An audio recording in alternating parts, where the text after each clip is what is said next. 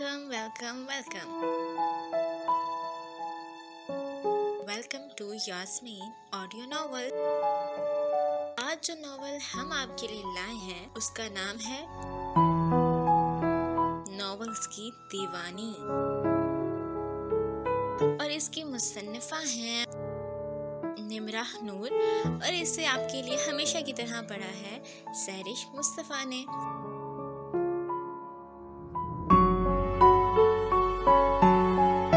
मज़ीद नॉवेल सुनने के लिए चैनल को कीजिए सब्सक्राइब और वीडियोस को कीजिए लाइक और शेयर करना तो बिल्कुल भी नहीं भूलिएगा। तो चलते हैं अपनी नॉवेल की जानिब।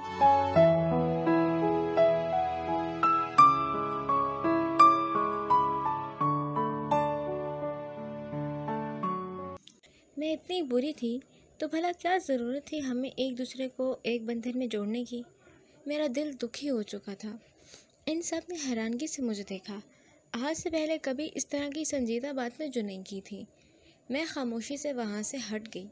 वैसे भी ये ताज़ा नावल का असर था जिसमें लड़की के साथ भी कुछ ऐसा ही होता था, लेकिन वो बेचारी मर जाती और मुझे डर लग रहा था कि कहीं मैं भी ऐसा संजीदा सोच कर उसी की तरह मर न जाऊँ। मैं ख़ुद को कभी नहीं बदलूँगी। हाँ, काम वगैरह मैं सीख लूँगी, लेकिन महज जैसी है सदा ऐसी ही रहेगी। मैंने फ़ौरन अपने दिल को समझाते हुए कहा, मामा मैं लेट हो रहा हूँ, प्लीज़ मेरा नाश्ता ले आएँ। इरहाम की उजलत भरी आवाज़ मेरी समात से टकराई तो मैंने शशोपंच के साथ अनम चाची को देखा। उन्होंने मुझे बाहर जाने को कहा। चाची वो गुस्से होगा। नहीं होता, तुम जाओ। उसके कहने पर मैं किचन से निकली। किचन से मुल्हिका डाइनिंग रूम में चली आई। भाई आज तो आप अपनी प्यारी सी मिसेस के हाथ का बना नाश्ता करेंगे। जिया के शरारती अंदाज में कहने पर इसने मुझे देखा और मैं नाश्ते की ट्रे इसके सामने करने लगी। ये क्या है? इसने आंखें फैलाकर नाश्ते वाले ट्रे को घूरा और बाकी सब अफराद की दबी दबी हंसी लबों को छू गई। मेरे ख्याल में ये नाश्ता है आपके लिए, जो मेरी भाभी ने अपने मुबारक हाथों से ख़ास तौर पर आपके लिए बनाया है। जिया ने मुस्कुराते हुए इससे बताया। ये शायद पराठा होता है और ये मुझे कोई जानी पहचानी शय लग रही है। रोहान भाई मेरे अजीबोगरीब नक्शा नुमा पराठे और जले हुए ऑमलेट को देखते हुए तबसरा करने से बाज ना आए। ये क्या मजाक है मोहतरमा?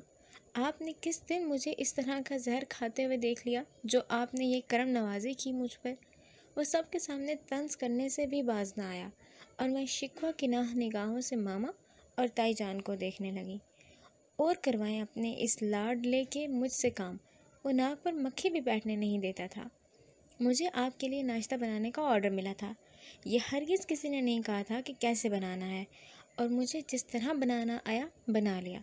अब अगर खाना है तो खाएं, वरना आपकी मर्ज़ी। मैंने गुस्से को ज़ब्त करते धीमे लहजे में बोला। इस बात का अंदाज़ा था कि जिया, भाभी, अनम चाची और चाचू ने मुझे हैरत से लाजमी देखा था। हाँ, चुप करके खा लो। इतनी मेहनत से उसने तुम्हारे लिए नाश्ता बनाया है।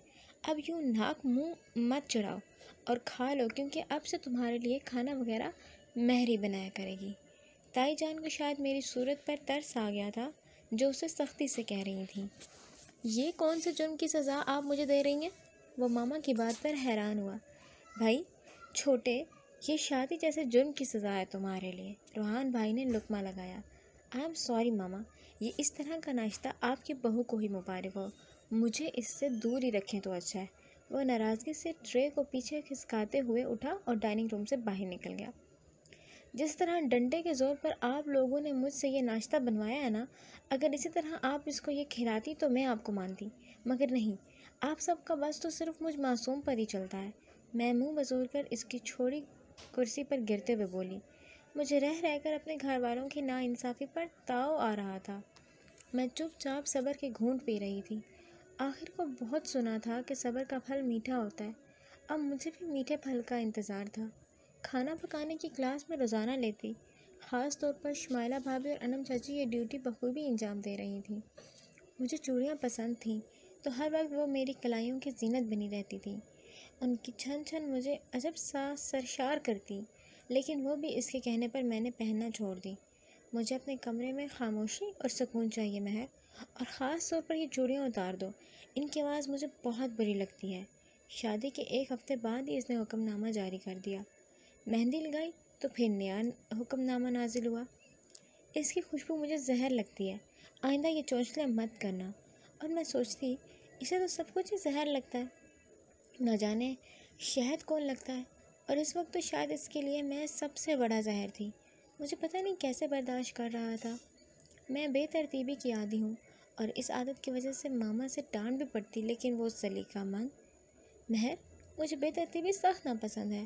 اگر تمہیں میرے کمرے میں رہنا ہے تو ہر چیز کو ترتیب سے رکھنے کی عادت ڈالو، وہ سخت لہجے میں کہتا، اور میں خاموشی سے سر ہلا دیتی اور سوچتی کہ یہ ہر بات پر میرا کمرہ کہتا رہتا ہے، تو کیا یہ میرا کمرہ نہیں تھا؟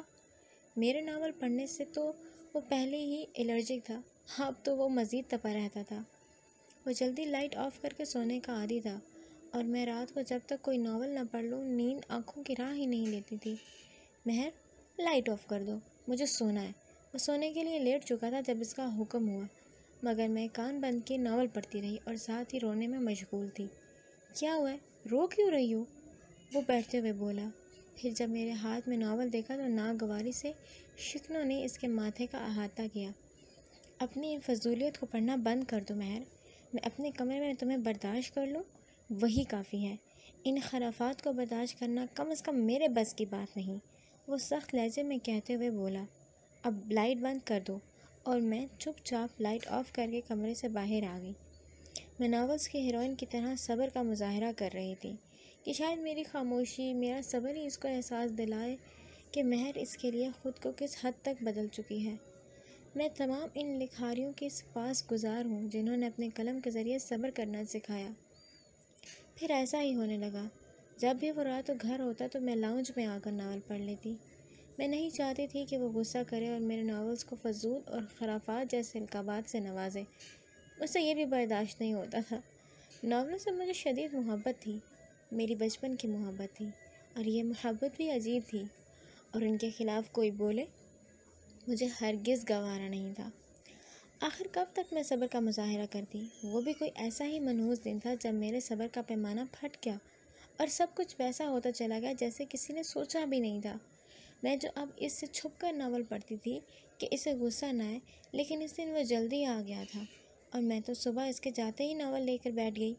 کمرہ بکھرا پڑا تھا، میں نے سوچا ناول پڑھ کر صفائی کرتی ہوں، مگر مجھے کیا پتا ہلاکو خان جلدی گھر آ جائے گا۔ اس کی 1-2 آواز دینے پر بھی متوجہ نہ ہوئی۔ میں اس وقت مہا ملک کا ناول جو چلے تو جان گزر گئے ناول پڑھ رہی تھی، اور اسی میں غرق تھی کہ اس کی آواز بھلا کیسے میری سماعتوں سے ٹکراتی۔ بحری ہو گئی ہو کیا؟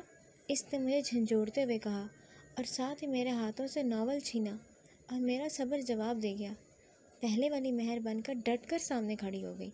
ہاں، بحری ہو گئی ہوں، جس طرح تم اندھے اور عقل سے پیدل ہو، میں نے تابڑ توڑ جواب دیا تو وہ مزید میری بدتمیزی پر پھٹا تھا۔ تمیز سے بات کرو، اور مجھے میرے کمرے میں یہ خرافات نظر نہ آئے، ورنہ میں ان کو جلا کر راکھ کر دوں گا، وہ ناول کو دور اچھالتے ہوئے بولا، اور میرا دل اپنے ناول کی بے عزتی پر تڑپ اٹھا تھا۔ تو کیا اسے بھی ایسے ہی اچھال دوں؟ تم خود خرافات اور فضول انسان ہو، جسے اپنے علاوہ سب ہی غلط لگتے ہیں، میں غصے سے بولی۔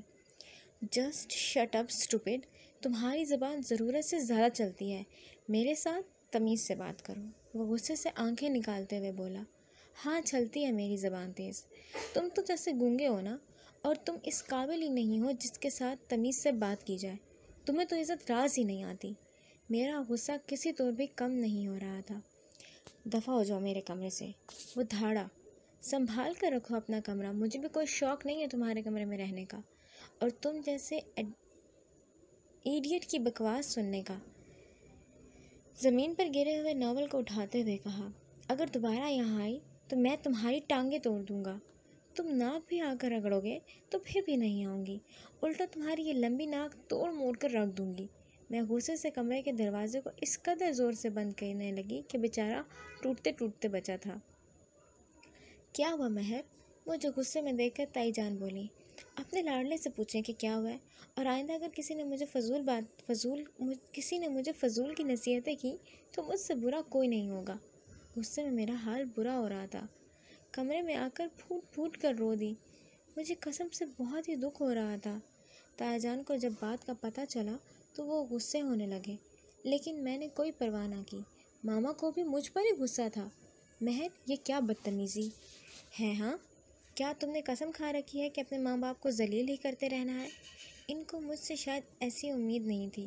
ویسے بھی میں کسی کی امیدوں پر پورا نہیں اترتی تھی۔ میں ہی بدتمیز ہوں، ساری برائیاں مجھ میں ہی ہیں۔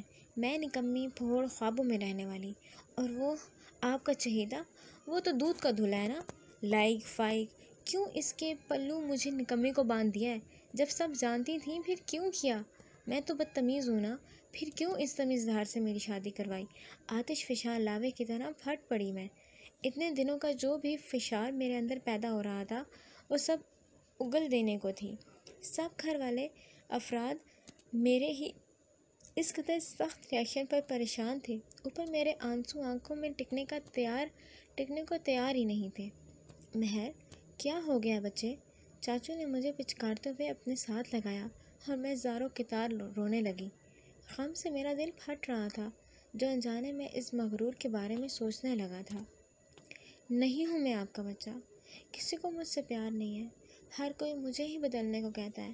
کبھی کسی نے اسے بھی یہ احساس دلانے کی کوشش کی ہے کہ مہر کے سینے میں بھی ایک نازک سا دل دھڑکتا ہے؟ نہیں، ہر کسی کا بس اختیار مجھ پر ہی چلتا ہے۔ ہچکیوں کے دوران میں شکوے کر رہی تھی اور سب کو چپ لگی ہوئی تھی۔ اس کے بعد میں نے قسم کھا لی تھی کہ میں ارحام بخاری کی شکل نہیں دیکھوں گی۔ سمجھتا کیا ہے وہ خود کو؟ مہر مرتی نہیں اس پر، جو وہ کچھ بھی کہے گا اور میں سن لوں گی، ہرگز نہیں۔ میں نے اپنا بوریا بستر اٹھایا اور ارم پھپھو کی طرف آ گئی۔ کسی نے بھی روکنے کی کوشش نہیں کی تھی مجھے، ویسے بھی کوئی مجھے روکنے کا خطرہ مول نہیں لے سکتا تھا۔ سب کو یہی لگا تھا کہ چند دن پھپھو کی طرف رہوں گی تو خود بخود ٹھیک ہو جاؤں گی، مگر یہ سب کی بھول تھی۔ اس طرح دن ہفتوں میں اور ہفتے مہینوں میں بدلتے چلے گئے، مگر میں اپنی ضد پر ڈٹی رہی۔ سب سمجھا کر تھک گئے، مگر میں نے کان بند کر لیے۔ کچھ بھی ہو جائے لیکن میں واپس نہیں جاؤں گی۔ میں 2 ماہ سے پھپھو کی طرف تھی، ہر ہفتے پھپھو کے ساتھ آؤٹنگ پر یا کبھی شاپنگ پر چلی جاتی۔ 10-15 دن تو میں نانوں کی طرف رہ کر آئی۔ پھپھو جب بھی مجھے سمجھانے لگتی تو میں نے کہہ دیتی، پھپھو اگر میں اتنی ہی آپ پر بوجھ ہوں نا تو میں یہاں سے بھی چلی جاؤں گی۔ گھر میں اسی لیے نہیں رہ رہی ہے، ہر کوئی بس اس کا دم چھلا بنا رہتا ہے، کسی کو میرے جذبات کی پرواہ نہیں ہے۔ اور پھپھو بس چپ کر جاتی۔ ہاں تو اور کیا؟ ان 2 ماہ میں اس نے ایک دفعہ بھی مجھے کال یا منانے کی کوشش کی تھی؟ نہیں۔ وہ بھلا ایسا کیوں کرتا؟ اس کی ناک نہ کٹ جاتی؟ اگر وہ اونچی ناک والا تھا تو میری ناک بھی اونچی تھی۔ میں کوئی بے عزتی پروف گڑیا تھی جو چپ چاپ بے عزتی بھی کرواتی اور الٹا اسے سوری بھی کروں؟ نو وے۔ اس دن ماما چلی آئیں اور قسمت سے میں بھی گھر پر تھی، ورنہ جب بھی آتی تو میں ہمسایوں کی طرف چلی جاتی۔ مہر، مجھے معلوم تھا وہ آج بھی کوئی نہ کوئی لیکچر دینے آئی تھی۔ میں کہیں نہیں جاؤں گی، پہلے ہی سن لیں۔ مہر، آرام سے بیٹھ جاؤ اور چپ چاپ میری بات سنو، ماما درشتی سے بولیں۔ اور میں جو اٹھ کر جانے لگی تھی، ماما نے بازو سے پکڑ کر واپس بٹھایا۔ آپ دونوں ماں بیٹی باتیں کریں، تب تک میں چائے بنا لیتی ہوں۔ پھپھو وہاں سے اٹھ گئیں۔ مہر بیٹا، ضد چھوڑ دو اور واپس چلو۔ جس کی آس میں تم یہاں بیٹھی ہو وہ نہیں آئے گا، تمہیں ہی جھکنا پڑے گا میری جان۔ میں نے ان کے چہرے پر بے بسی محسوس کی۔ ایسا ہرگز نہیں ہوگا ماما، میں مر جاؤں گی مگر اس اکڑی گردن والے کے سامنے کبھی نہیں جھکوں گی۔ وہ مر ذات ہے تو کیا میں اس کی غلام ہوں جس پر وہ جب چاہے اپنے غصے کی بھڑاس نکال دے؟ نہیں ماما، مہر مر جائے گی لیکن ارحام بخاری کے سامنے کبھی نہیں جھکے گی، پہاڑ میں جائے وہ۔ میں غصے سے تلملائی ہوئی اپنے کمرے میں آ گئی۔ ارحام کے حصے کا غصہ میں سب پر نکال کر دل ہلکا کر رہی تھی۔ مجھے بہت دکھ ہو رہا تھا کہ واقعی میں اس کے لیے کوئی اہمیت نہیں رکھتی۔ ایک میں تھی جسے کسی طور بھی چین نہیں مل رہا تھا۔ جیا کہتی، مہر یہ حقیقت کی دنیا ہے، یہ کوئی افسانوی دنیا نہیں جہاں وہ تمہیں منانے آئیں گے، یہاں تمہیں ہی پہل کرنی ہوگی۔ اپنی زندگی کو خوشگوار بنانے کے لیے تمہیں کچھ سمجھوتا کرنے پڑیں گے۔ سب کی باتوں سے میرا دل ڈوبا جاتا۔ کیا واقعی ہر موڑ مجھے ہی جھکنا پڑے گا؟ خوش تو میں بھی رہنا چاہتی تھی، لیکن میں یہ بھی چاہتی تھی کہ وہ بھی مجھے، میری ذات کو، میری چھوٹی خواہشوں کو ذرا سی اہمیت دے۔ موسم بدل رہا تھا تو پھپھو کے ساتھ شاپنگ کا پروگرام بنایا۔ دوپہر کو شاپنگ کے لیے نکلے، شام کو تھکے ہارے ہم لوگ واپس آئے تو سامنے ہی ماموں جان کے پاس وہ دشمن جان اپنی بھرپور جہت سمیت بیٹھا ہنس ہنس کر باتیں کر رہا تھا۔ میں ایک نظر کے بعد دوسری نظر ڈالے بغیر کمرے میں آ گئی۔ فریش ہو کر میں نے کپڑے تبدیل کیے تو پھپھو میرے کمرے میں آئیں۔ مہر، ارحام آیا ہے، انہوں نے بتایا۔ پتہ تھا ہی نہیں انہیں کہ میں نے اسے دیکھ لیا، لیکن وہ مجھے اس کے پاس لے جانے آئی تھیں۔ تو میں کیا کروں؟ آرتی اتاروں اس کی؟ میں نے منہ کے زاویے بگاڑے۔ بری بات ہے، وہ تمہیں لینے آیا ہے، اب ضد چھوڑ دو میری جان، وہ مجھے پچکارتے ہوئے بولی۔ تبھی دستک نے مجھے دروازے کی طرف متوجہ کیا۔ پیچ اور سفید جینز شرٹ میں وہ بہت پیارا لگ رہا تھا۔ میں نے فوراً ناگواری سے آنکھیں گھمائیں۔ پھپھو کمرے سے چلی گئیں تو میں نے خود کو مصروف ظاہر کرنے کے لیے شاپنگ بیگ سے کپڑے نکال کر کبرڈ میں ترتیب کے ساتھ رکھنے لگی۔ جب اس نے میرا ہاتھ پکڑ لیا۔ ان کی اصل جگہ تو ہمارے کمرے میں ہے، پھر یہاں محنت کرنا بیکار ہے، وہ سنجیدگی سے بولا۔ چھوڑو میرا ہاتھ، اور تم یہاں کیا لینے آئے ہو؟ میں نے غصے سے اپنا ہاتھ چھڑانے کی کوشش کی، لیکن دوسری طرف وہ چھوڑنے کا ارادہ نہیں رکھتا تھا۔ یہاں آج کل ایک عدد میری بیوی پائی جاتی ہے، اس کو لینے آیا ہوں، وہ ایک جھٹکے سے اپنی طرف مجھے کھینچتے ہوئے بولا تو میں آنکھوں میں حیرانی لیے اسے دیکھنے لگی، جو آنکھوں میں شرارت کا جہان آباد کیے مجھے دیکھ رہا تھا۔ یہ کیا بدتمیزی ہے، اور میں تمہارے ساتھ ہرگز نہیں جاؤں گی، اس کے اثار سے نکلنے کی ناکام کوشش کرتے ہوئے بولی۔ ارے بے وقوف، اتنے ناول پڑھتی رہتی ہو، اتنا نہیں معلوم کہ اسے بدتمیزی نہیں، پیار کہتے ہیں۔ اور جہاں تک بات تمہیں لے جانے کی ہے تو الحمدللہ میرے بازو میں اتنا دم تو ہے ہی کہ اپنی نازک سی بیوی کو اٹھا سکتا ہوں، وہ شرارت سے اپنے ہاتھ کی پشت سے میری گال سہلاتے ہوئے بولا، اور میں اس کا اتنا رومانٹک انداز دے کر بس بے ہوش ہونے والی تھی، لیکن اپنا غصہ نکالنے کے لیے ذرا سا اپنے اعصابوں کو مضبوط بنایا۔ تمہارے منہ سے پیار کی باتیں اچھی نہیں لگتی، میں نے ناگواری سے منہ بنایا۔ تو پھر کیا اچھا لگتا ہے؟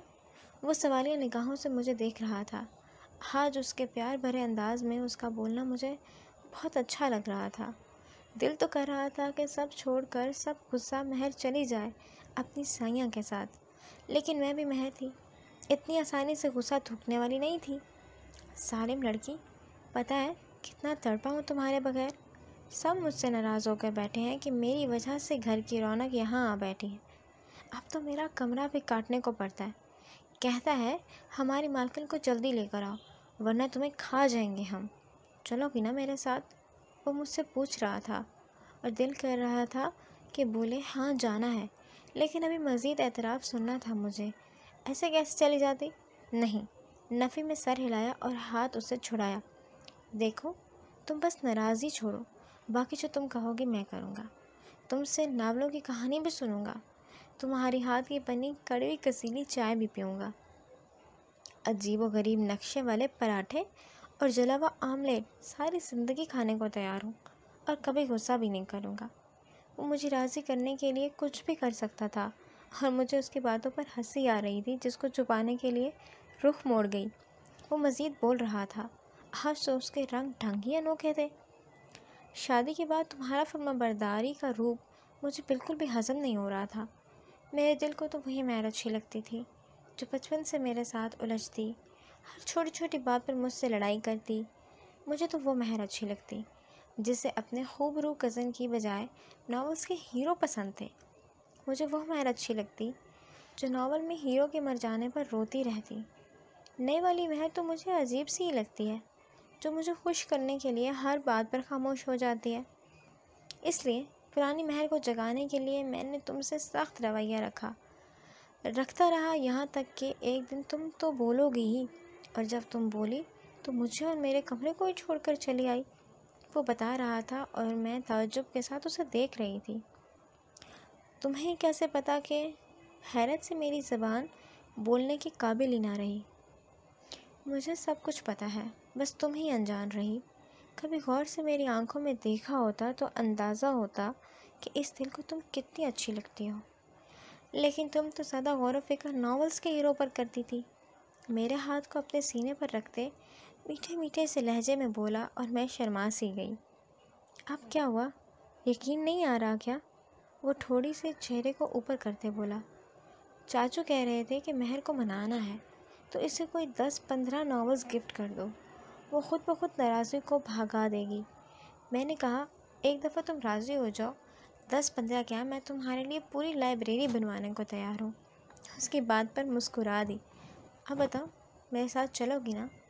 دیکھو انکار مت کرنا ورنہ میں تمہیں اٹھا کر لے جاؤں گا، بالکل تمہارے ناولز کے ہیرو کی طرح، وہ شرارت سے پیار بھری دھمکی دیتے ہوئے بولا، اور میں نے مسکراتے ہوئے اس بات میں سر ہلا دیا۔ نئے اعترافی محبت نے تو مجھے خاموش ہی کروا دیا تھا۔ دل کے باغ میں بہار نے قدم جما لیے تھے۔ اس نے میرے ماتھے پر ایک محبت بھری نشانی ثبت کی تو میرا انگ انگ شرما سا گیا، لبوں پر انوکھی سی شرمیلی سی مسکان آئی۔ تمہارا یہ والا نیا روپ تو باخدا دل لوٹ رہا ہے میرا۔ میرا ہاتھ پکڑتے ہوئے باہر لے آیا جہاں سبھی ہمارے منتظر تھے، اور میں سوچ رہی تھی کہ یہ تو بالکل ناولوں کی کہانی جیسا ہو گیا۔ ابھی تک حیرانی کی دنیا میں تھی کہ میں تو امید ہی چھوڑ چکی تھی کہ نہیں بھائی، مہر کی زندگی میں ہیرو نہیں آئے گا، تو سب کچھ ویسا ہوتا چلا گیا جیسا میں نے سوچا تھا۔ ایسے لگ رہا تھا جیسے میں ابھی تک کسی خواب کے حصار میں تھی، لیکن یہ ایک حقیقت تھی، لونگ، کیئرنگ ہیرو جیسا۔ میرا بھی تو ہیرو تھا نا، میرا ہینڈسم ڈیشنگ کزن، جو بظاہر مجھ پہ غصہ کرتا تھا لیکن اس کے دل کی بستی میں میری رازدانی تھی۔ اور ایک بات میں بھی تو اس سے محبت کرتی تھی نا۔ اب اس نے وعدہ کیا تھا کہ وہ مجھے ناولز کی لائبریری بنا کر دے گا، اور مجھے معلوم تھا کہ وہ ایسا ہی کرے گا کیونکہ وہ مجھ سے محبت کرتا تھا۔ ہائے میں صدقے جاواں میرا پیارا سا ہیرو، ناولز کی دیوانی کا ہینڈسم ہیرو۔ ناولز پڑھنا تو میں کبھی نہیں چھوڑ سکتی۔ اب جب مجھے میرے ہیرو نے ہی مجھے اجازت دے دی تھی تو پھر چھوڑنے کا سوال ہی پیدا نہیں ہوتا۔ لیکن میں نے یہ بھی خود سے وعدہ کیا تھا کہ میں ناولز کی ہیروئن جیسے اس کو بالکل اچھی بیوی بن کر دکھاؤں گی، اور پیاری سی بیوی کی طرح نخرے بھی اٹھواؤں گی، نخرے بھی کروں گی۔